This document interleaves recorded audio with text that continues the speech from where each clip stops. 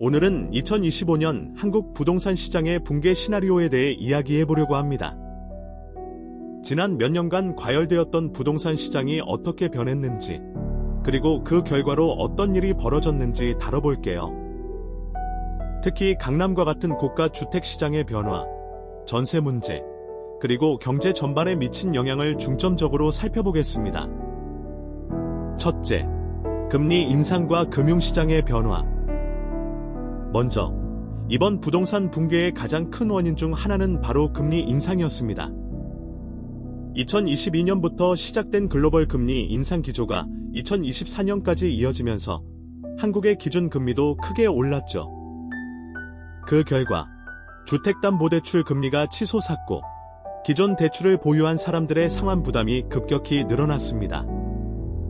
이와 동시에 집을 사려던 사람들은 대출 이자가 부담스러워 매수를 미루기 시작했습니다. 매수 심리가 위축되면서 거래량이 줄어들었고 집값 하락 압력이 점점 커졌습니다. 특히 2024년 말부터는 강남에서도 매물이 쌓이기 시작했는데요. 이건 정말 상징적인 변화라고 할 수 있습니다. 둘째, 전세 시장의 변화와 전세 사기 문제.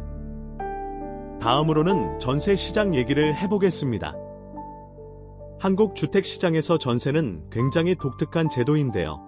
이 전세 시장이 붕괴의 또 다른 원인이 됐습니다. 2023년부터 전세 보증금을 돌려받지 못하는 피해 사례가 급증했어요. 언론에서 전세 사기라는 단어가 자주 나오기 시작했고, 전세제도 자체에 대한 신뢰가 크게 흔들렸죠. 그래서 많은 세입자들이 전세 대신 월세로 전환하려는 움직임을 보였습니다. 그 결과 전세 매물이 쌓이기 시작했고 전세 가격이 하락했어요. 집값 하락과 맞물려 전세 매물이 매매 시장으로 나오면서 공급 과잉 문제를 더욱 심화시켰습니다. 강남 같은 인기 지역에서도 전세 가격 하락은 피할 수 없었죠. 셋째, 건설업계와 미분양 사태. 건설업계도 큰 타격을 받았습니다.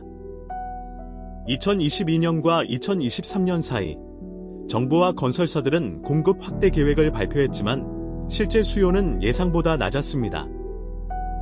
그 결과 지방과 수도권 외곽 지역에서는 미분양 물량이 쌓이기 시작했어요. 2024년 말에는 일부 대형 건설사들조차 유동성 위기를 겪었고 중소형 건설사들은 잇따라 도산했습니다. 이렇게 되면서 건설업계 전체가 흔들리기 시작했죠. 건설업은 단순히 주택을 짓는 데서 그치는 게 아니라 한국 경제의 큰 축을 담당하고 있는 산업입니다. 건설업 위기는 일자리 감소와 내수 시장 위축으로 이어졌습니다. 넷째, 고가 주택 시장의 변화.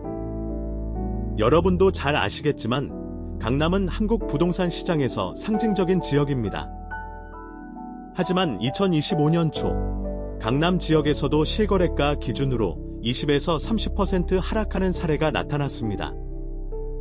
강남 집값 하락은 여러 요인이 맞물려 발생했어요. 우선 금리 인상으로 고가 주택을 구매하려는 수요가 줄었고 강남 학군의 매력이 점점 약화되면서 투자 가치가 떨어졌습니다. 또한 사회적 불평등 문제와 강남에 대한 정책 규제 강화도 영향을 미쳤습니다. 다섯째, 심리적 요인과 매수 심리 위축. 부동산 시장에서는 심리가 정말 중요합니다. 2024년 후반부터 전문가들 사이에서 지금이 부동산 시장의 하락 국면이다 라는 의견이 많아졌고, 이런 전망은 매수자들에게 관망세를 강화시키는 역할을 했습니다. 사람들은 지금 사면 더 손해일 수 있다는 생각을 하게 되었고, 이러한 심리적 요인은 시장의 하락세를 가속화시켰습니다. 여섯째, 붕괴의 사회적 영향. 그렇다면 이런 붕괴가 우리 사회에 어떤 영향을 미쳤을까요? 첫째, 가계 부채 문제가 심각해졌습니다. 집값 하락으로 자산 가치는 떨어졌는데 대출 상환 부담은 커지면서 가계 파산 사례가 늘어났죠. 이건 금융권의 부실 문제로도 이어졌습니다. 둘째, 건설업계 위기로 일자리가 줄어들고 경제 전반이 위축되었습니다. 정부가 재정 지출을 늘렸지만 단기적인 효과에 그쳤습니다. 셋째, 전세 사기 피해자들이 늘어나면서 사회적 갈등과 불만도 커졌습니다.